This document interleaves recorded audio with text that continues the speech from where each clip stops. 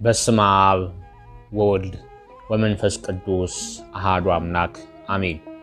የተወደዳችሁና የተከበራችሁ አይንተ እግዚአብሔር ካህናት፣ ላይካነ ምስጢር ዲያቆናት፣ በክርስቶስ ክርስቲያን በወልድ ውሉድ የተሰኛችሁ የቤተ ክርስቲያን ጌጧ ፈርጧ የሆናችሁ ምእመናን ወምእመናት፣ በአገር ውስጥም በውጭ አገርም ያላችሁ ውድ የቀሲስ ሄኖክ ቲዩብ ቤተሰቦች ተከታታዮችና ተማሪዎች በኃያሉ በልዑል እግዚአብሔር ፍጹም ሰላምና ፍቅር እንደምን ሰነበታችሁ?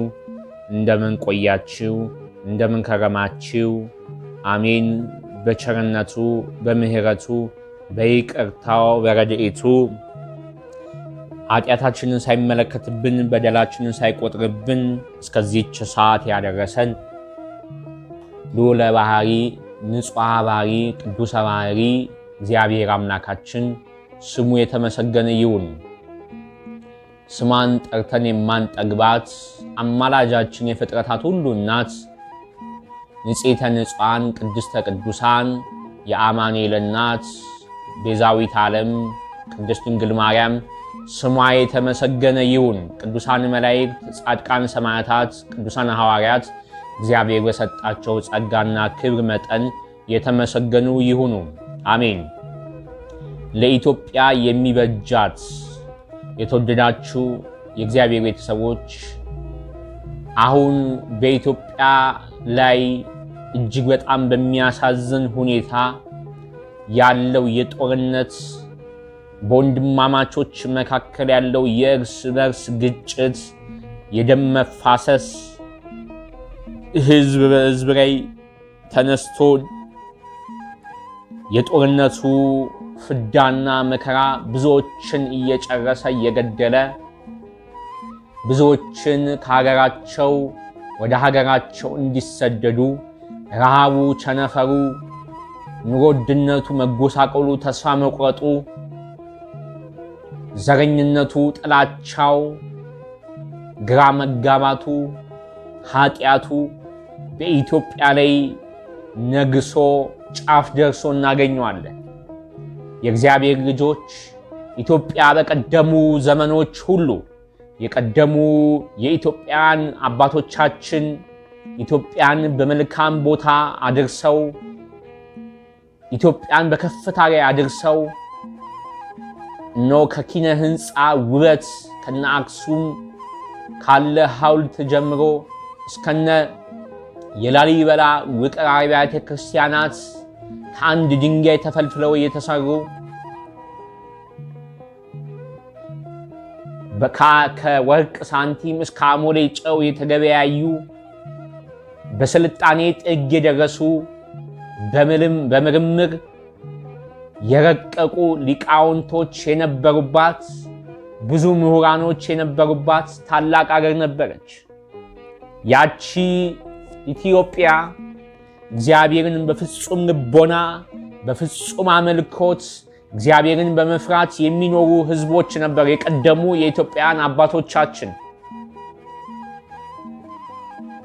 ጣዖትን ከሀገራችን እንዳይስፋፋ እየተዋጉ ብዙዎችን የእግዚአብሔርን መንግሥት ወንጌል እየሰበኩ ወደ ክርስትና እየመለሱ ክርስትናን እያመለኩ ለሺህ ዘመናት ኖረው እግዚአብሔር ባመለኩት ልክ መጠን በከፍታ ያስቀምጧቸው የነበረን ህዝቦች ነበር።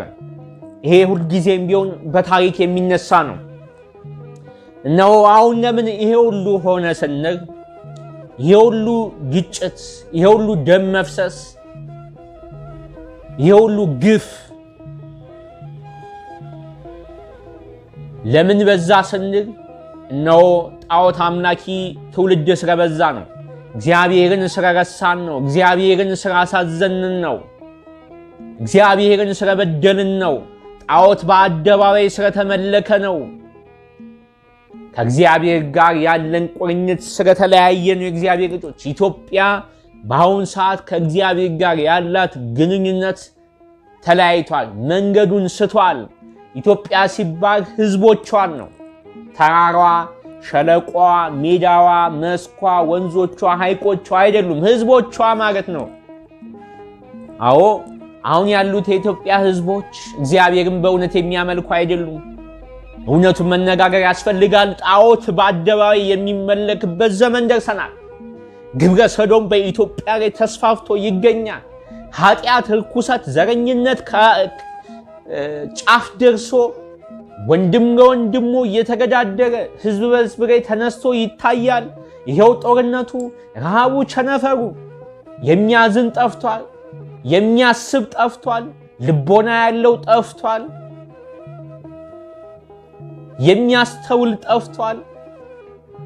ይሄ ለእኛ የማይጠቅም ለእኛ የማይበጅ ነገር የመጣው ዲያብሎስ አጋንንት ሰይጣን በኢትዮጵያ ላይ የነገሰው ከራሳችን ጥፋት ኃጢአት ነው።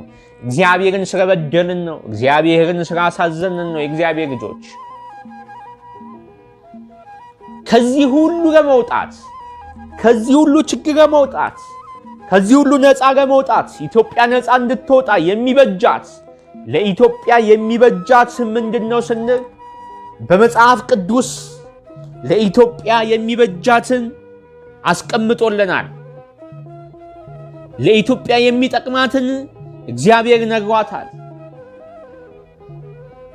ኢትዮጵያ በመጽሐፍ ቅዱስ ከ40 ጊዜ በላይ የተጠቀሰች እግዚአብሔር የሚወዳት እግዚአብሔርን የምትወድ ታላቅ አገር ነች። በመጽሐፍ ቅዱስ ስሟም ገኖ የሚቀመጥ ገኖ የተቀመጠ ታላቅ ሀገር ነች። ይቺን ሀገር ለማፍረስ ይቺን ሀገር ለመበተን ብዙዎች የዲያብሎስ የግብር ልጆች ብዙ ጠላቶች እነሆ ኢትዮጵያን እና ክርስትናን ሀገር እግዚአብሔርን ሀገር ኢትዮጵያን ለማፍረስ እነሆ እየሰሩ ይገኛሉ። ለኢትዮጵያ የሚበጃት ለኢትዮጵያ የሚጠቅማት ለኢትዮጵያ መልካም የሆነው ምንድነው ስንል እነሆ ኢትዮጵያ እጆቿን ወደ እግዚአብሔር ተዘረጋለች ነው። ለኢትዮጵያ የሚበጃት ወደ እግዚአብሔር እጇን መዘርጋት ብቻ ነው። እኛ ኢትዮጵያውያን የሚበጀን ወደ እግዚአብሔር እጃችን መዘርጋት ነው። የሚበጀን ወደ እግዚአብሔር መጸለይ ነው። የእግዚአብሔር ልጆች የሚበጀን ወደ እግዚአብሔር ማልቀስ ነው። ከተወሰኑ ዓመታት በኋላ ኢትዮጵያ እጆቿን ወደ እግዚአብሔር ሳይሆን ወደ እርዳታ፣ ወደ መንግስታት፣ ወደ ጣዖት ስለዘረጋች ይሄ ሁሉ መከራ መጣ። ለኢትዮጵያ የሚበጃት እጆቿን ወደ እግዚአብሔር መዘርጋት ብቻ ነው።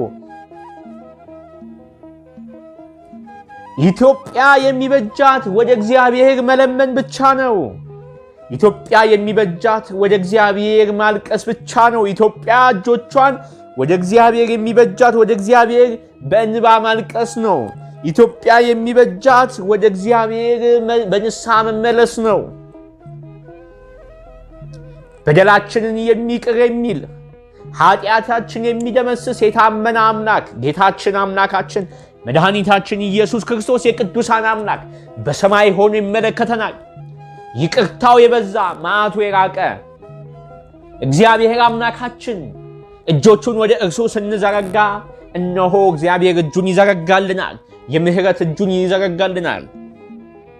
አዎ በትንቢተ ዕንባቆም በምዕራፍ 3 ከቁጥር 7 የኢትዮጵያ ድንኳኖች ሲጨነቁ አየሁ፣ የምድያም አገር መጋረጃዎች ተንቀጠቀጡ ይላል። እውነት ነው። የኢትዮጵያ ድንኳኖች ሲጨነቁ አየሁ። ኢትዮጵያውያን ከሀገራቸው ከአንድ ክልል ወደ ሌላ ክልል በስደት ጦርነትን በመፍራት በረሃብ በቸነፈር በዘረኝነት እየተገደሉ ወደ ሌላው በስደት እየሄዱበት ያለ ሀገር ሆናለች ኢትዮጵያ። ድንኳኖቿ ተጨንቀዋል። መጋረጃዎቿ ተንቀጥቅጠዋል። የኢትዮጵያ ጠላቶች በግራም በቀኝም በጀርባም በፊትም ተነስተውባታል። ኢትዮጵያ የሚበጃት በዚህን ጊዜ ወደ እግዚአብሔር ማልቀስ ነው። የሚበጀን ንስሐ መግባት ነው። የእግዚአብሔር ልጆች፣ የሚበጀን ዘረኝነት አይደለም። የሚበጀን የፖለቲከኞች ፕሮፓጋንዳ አይደለም።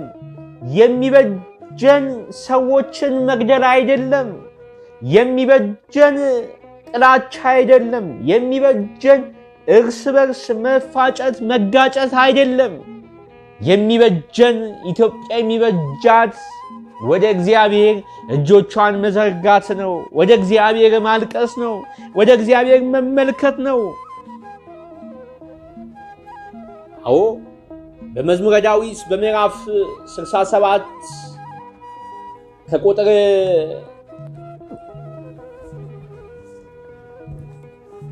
በመዝሙረ ዳዊት በምዕራፍ 67 ከቁጥር 31 ላይ ኢትዮጵያ እጆቿን ወደ እግዚአብሔር ተዘረጋለች ይላል።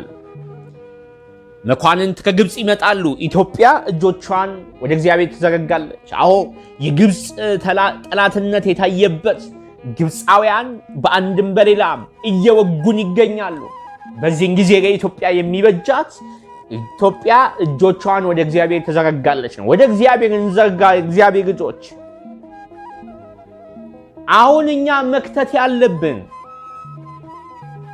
አሁን እኛ ማወጅ ያለብን ጸሎት ነው፣ ምህላ ነው። የእግዚአብሔር ልጆች፣ ንስሐ ነው መታወጅ ያለበት።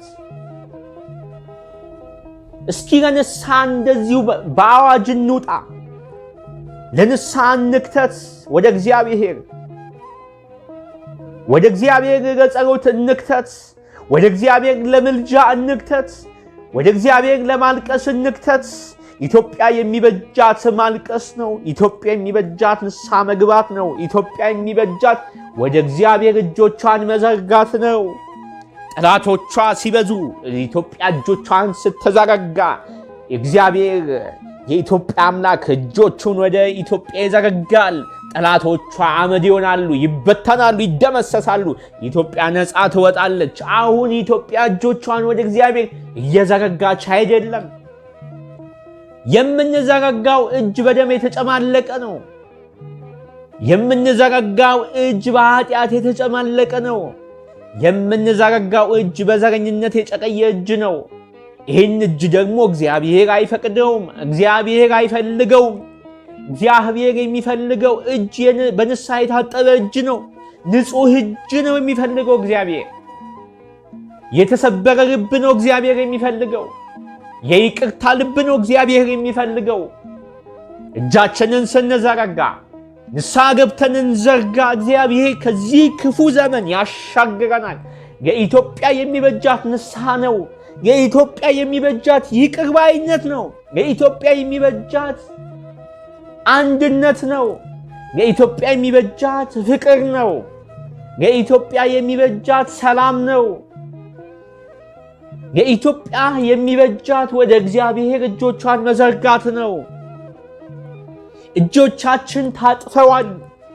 በአሁን ሰዓት እጆቻችን ታጥፈዋል። እጆቻችን ለዘረኝነት ነው የሚላቀቁት፣ የሚዘረጉት። ሰይፍ ለማንሳት፣ መሳሪያ ለመያዝ፣ ሰውን ለመግደል፣ ወንድምን ለመግደል፣ እህትን ለመግደል።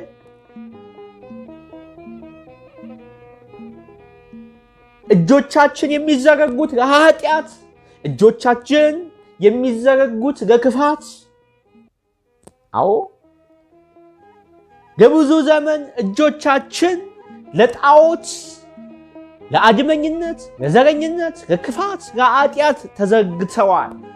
ይሄ ደግሞ ከእጃችን የዘረጋነው እጃችን የሰበሰበልን ግፍ ነው፣ ሞት ነው፣ ስደት ነው፣ መፈናቀል ነው።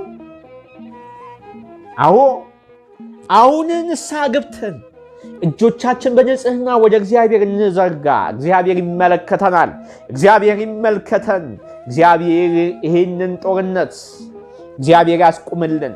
በወንድማማቾች መካከል እየተፈጠረ ያለውን ደም መፍሰስ፣ ጦርነት፣ ዘረኝነት፣ አድመኝነት፣ ጥላቻን እግዚአብሔር አምላካችን ከሀገራችን ያርቅልን። ለኢትዮጵያ የሚበጃት ወደ እግዚአብሔር እጆቿን መዘርጋት ነው። የእግዚአብሔር ልጆች እስኪ ተንበርክከን ጧትና ማታ በምህላ እግዚአብሔር ይቅር በለን እያልን በቤታችን በቤተ ክርስቲያናችን እንጸልይ። በያለንበት ስንጸልይ እናልቅስ ወደ እግዚአብሔር። የእግዚአብሔር ልጆች ወደ እግዚአብሔር እጆቻችንን እንዘርጋ። ክፉ ዘመን ነው። የሞት ዘመን ነው። የመውደቅ ዘመን ነው። ወደ እግዚአብሔር እጆቻችንን ዘርጋ። ኢትዮጵያ እጆችሽን ወደ እግዚአብሔር ዘርጊ። የሚበጅሽ ይሄን ነው። የሚበጀን ወደ እግዚአብሔር እጆቻችን መዘርጋት ነው። በንስሐ ወደ እግዚአብሔር በይቅርታ እጆቻችን መዘርጋት ነው። ይቅር በለን እንበለው። እግዚአብሔር ይቅር ይለናል። ወደ እግዚአብሔር እናልቅስ። እግዚአብሔር ይመለከተናል። እንባችንን ያብሳል እግዚአብሔር። የሚበጀን ወደ እግዚአብሔር ይቅር በለን ብለን ማልቀስና መጸለይ ነው። የእግዚአብሔር ልጆች አረ እናስተውል። የእግዚአብሔር ልጆች ይሄ ሁሉ ለማንም አይጠቅምም። መጋደሉ ለማንም አይጠቅምም። ዘረኝነቱ ለማንም አይጠቅምም። በኋላ ጸጸት ነው። የልጅ ልጆቻችን ለትውልድ የሚተርፍ ጸጸት ነው። የእግዚአብሔር ልጆች እናስተውል። ሰይፍ የሚያነሱ በሰይፍ ያልቃሉ፣ በሰይፍ ይሞታሉ ያለው እግዚአብሔር። ሰይፍ የምታነሱ በሰይፍ ታልቃላችሁ። ሰይፋችሁን አስቀምጡ። እጆቻችሁን ይቅር በለን ብላችሁ ወደ እግዚአብሔር ዘርጉ። በኃጢአት የወደቀን ወደ እግዚአብሔር በንስሐ እንመለስ። የእግዚአብሔር ልጆች በቁም የሚጥለን በቁም የሚገለን አጋንንት ዲያብሎስ ተቆጣጥሮን፣ ዲያብሎስ ነግሶብን፣ ዲያብሎስ እየመራን ነው። አረ ወደ እግዚአብሔር እንመለስ። ጣዖቱ፣ ውቃቢው፣ ጨሌው፣ ጠንቋዩ፣ ደብተራው አይጠቅምም። የሚጠቅመው እግዚአብሔር ነው። ወደ እግዚአብሔር እንመለስ። የሚያድነን እግዚአብሔር ብቻ ነው። የእግዚአብሔርን የምሕረቱን ፊት እንመልከት። እንደማንጠቅም ሆነን በእግዚአብሔር ፊት እንንበርከክ። የማንጠቅም ከንቶች ነን እኛ። አሁን እያደረገን ያለነው ነገር እግዚአብሔርን አሳዝኗል። የበለጠ መከራ ነው የሚመጣው። የበለጠ መፍረስ፣ የበለጠ መውደቅ፣ የበለጠ ሞት ነው የሚያነግሰው። አረ ይቅር በለን እንበለው እግዚአብሔርን። እጆቻችንን እንዘርጋ ወደ እግዚአብሔር። ወደ እግዚአብሔር እናልቅስ። የእግዚአብሔር ልጆች አረ የእግዚአብሔርን ድምፅ እንስማ። የእግዚአብሔርን ቃልና ድምፅ። እኛ ማድመጥ ያለብን የፖለቲከኞችን ፕሮፓጋንዳ አይደለም። ማድመጥ ያለብን የእግዚአብሔር ድምፅ ነው። አረ ንስሐ እንግባ። ካህናቶች አሉ። ነገ ካህናቶች ሳይጠፉ ንስሐ እንግባ። የእግዚአብሔር ልጆች ንስሐ ግቡ ብለን ዘወትር የምናውጀው ንስሐ እንድትገቡ ነው። ቤተ ክርስቲያን ንስሐ ግቡ ብላ ለሺህ ዘመናት የምታውጀው ንስሐ መግባት ከእግዚአብሔር ጋር ስለሚያስታርቅ ነው። ከእግዚአብሔር ጋር ተጣርተና ከእግዚአብሔር ጋር በንስሐ እንታረቅ።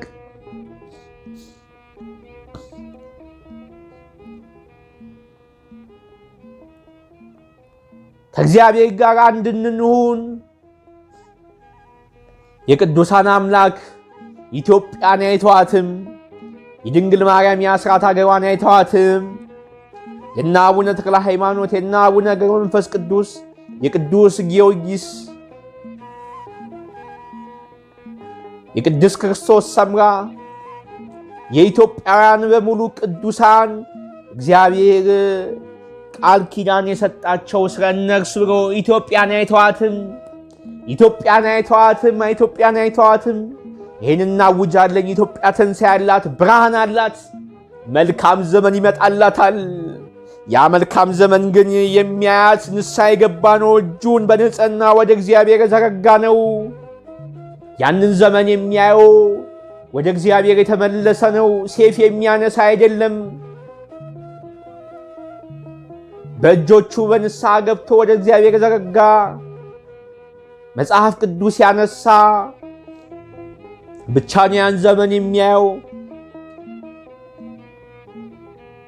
እናስተውል። የመጨረሻው ዘመን ላይ ያለነው ሞት የነገሰበት፣ በሽታ የነገሰበት፣ አጋንንት ዲያብሎስ የተፈታበት፣ ኃጢአት የነገሰችበት ዘመን ነው። የሚሻለን የሚበጀን እግዚአብሔር ነው። ወደ እግዚአብሔር እንመለስ፣ ቃሉን እንስማ። ወይም ኢትዮጵያ የሚበጃት ወደ እግዚአብሔር እጆቿን መዘርጋት ነው። እግዚአብሔር አምላካችን ለምድራችን ሰላሙንና ምሕረቱን ያምጣልን። ለሕዝባችን ፍቅርና አንድነትን ይስጥልን። ማስተዋልን ለፖለቲከኞች ይስጥልን፣ ለመሪዎች ይስጥልን። የኢትዮጵያን ጠላቶች፣ የቤተ ክርስቲያንን ጠላቶች፣ አጽራረ ቤተ ክርስቲያንን፣ አጽራረ ሀገርን እግዚአብሔር ያስታግስልን፣ ያጥፋልን። እግዚአብሔር ይታረቀን፣ ኃጢአታችን ይቅር ይበለን። እግዚአብሔር ይታደገን። እግዚአብሔር በምሕረቱ ይመልከተን። እግዚአብሔር ከኃጢአታችን ከበደላችን ያንጻን። እግዚአብሔር የታመሙትን ይፈውስልን፣ ነፍሳተ ሙታን ይማርልን። እግዚአብሔር የተሰደዱትን ለቀያቸው ያብቃልን። እግዚአብሔር ከክፉ ነገር ሁላችን ይጠብቀን።